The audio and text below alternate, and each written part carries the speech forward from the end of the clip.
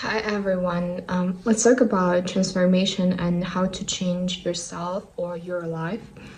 Um, Allah says in Quran that He will not change a person or that He will not change a tribe until they change themselves or what is within themselves.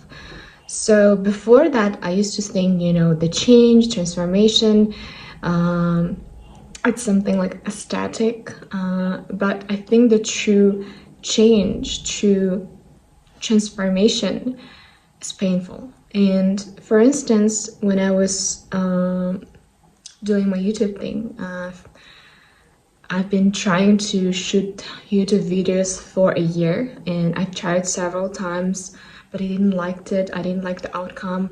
I had to shoot one video 50, 40 times, and believe me, I didn't like any of them. And especially when I was doing the YouTube and I was trying to shoot a video, I had these mental problems. I will say that because I'm naturally very shy and kind of like introverted person. I really enjoy my privacy, but I didn't want to stay always on my comfort zone, and I wanted to be the person who can bring some kind of a benefit for people. And I thought, okay, let's try to do that. And for 3 or 4 months, I had dreams consistently, the feeling as if I was ripping my own skin.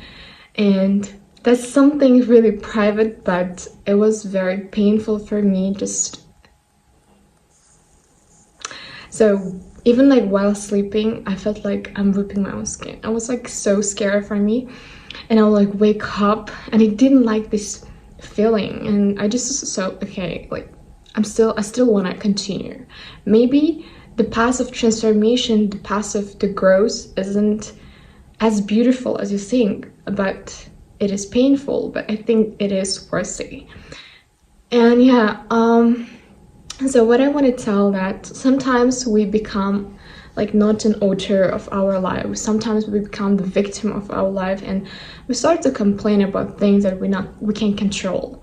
Things like the people that are surround us, the situations and stuff. And I thought like how we can break that cycle, how I can stop complaining about my life and to change it. And the first thing, I think, just basically being aware that that no one's going to come to your life and no one's going to save you.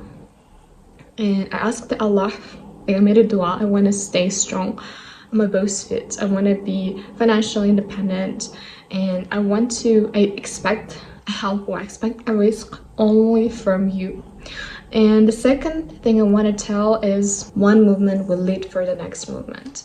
Sometimes we wait the motivation and inspiration, and we watch these social media things and like the music, motivational quotes, and we feel this rush of dopamine, and we feel like we kind of inspired, but after day we don't feel like doing anything. And I did a challenge, 10,000 steps in a day, and when I was doing this challenge, I didn't really wanted to do that also. And I just like the way that I have to wear my clothes, prepare myself to go outside, and like the first 1,000 step, the second 2,000 steps, like 3,000 steps, I would feel like, oh my goodness, why I'm doing that? And when I get to 10,000 steps, I just feel like how my mind is clear, how energy is like the dopamine is rushing in my body, how I feel myself mentally and physically better. And especially I think one of the benefits of walking is the way that you get some kind of insight. The idea in religion Islam, we say tafakkur. The tafakkur, when you go outside and we look to the creation of Allah, it can be the tree, the birds, the mountain, the sky, and you think about, you say like subhanallah, how beautiful it is, how how Allah subhanahu wa ta'ala created this life and stuff. And you can do tafakkur, or you can do zikr. You get new ideas, you get a motivation, you get the energy. and your mind starts to feel clear, and you have this kind of like to-do list. Okay, I'm going to do this thing, and later on I'm going to do this thing.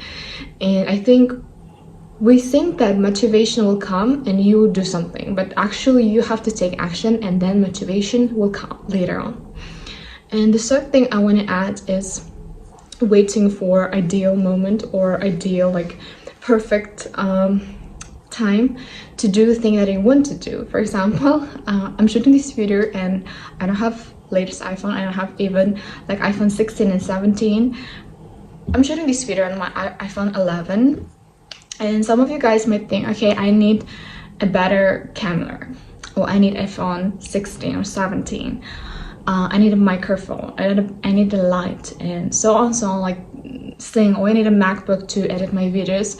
But honestly, you don't need any of them. You just have to take your phone and shoot the thing that you want to shoot, and at least try to do that, because I also tried to do that for a year, and only after a year I could finally start to upload videos on YouTube. But still, when you take action, eventually, maybe not today, maybe not after a month, maybe not after 3 months or 6 months, but after some time, you'll get and you'll achieve the thing you want to achieve. So sometimes we think like, you know, when I have a better place, I don't know, better background, something, or when I have like a light, when I have a microphone, when I have a camera, when I feel myself good, I will try to do that. But in Surah Al-Asr, Allah subhanahu wa ta'ala says like that every human being in a lose, beside the one who believes, beside the one who does a good deeds and consults other trustfully and with patience. So what Allah subhanahu wa ta'ala means in Surah Al-Asr, it says like we are losing for time.